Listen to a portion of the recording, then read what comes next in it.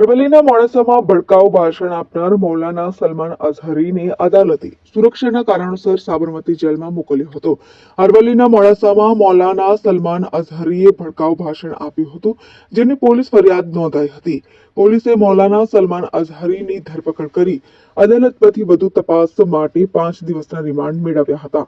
મૌલાના સલમાન અઝહરીના 5 દિવસના રિમાન્ડ પૂર્ણ થતા પોલીસે તેને અદાલતમાં રજૂ કર્યો હતો. ત્યારે અદાલતે સુરક્ષા કારણોસર મૌલાનાને સાબરમતી જેલમાં મોકલવા આદેશ કર્યો હતો.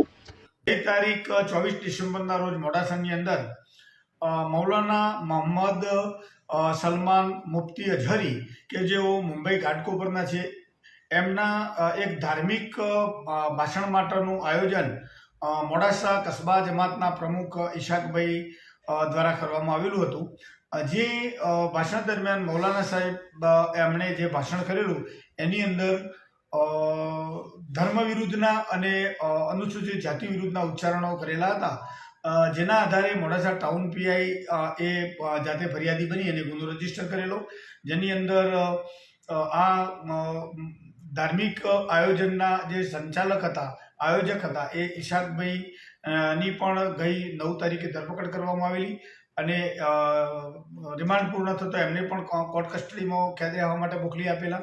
જ્યારે મૌલાના મુફ્તી અઝહરીને પણ ગઈ 12 તારીખે નામદાર કોર્ટ સમક્ષ રજૂ કરેલા અને એમના રિમાન્ડ આજે પૂર્ણ થતો કોર્ટમાં રજૂ કરતો નામદાર કોર્ટે એમને જ્યુડિશિયલ કસ્ટડીમાં કેદ રહેવા સારું સાબરમતી જેલ અમદાવાદ ખાતે મોકલી આપેલ છે.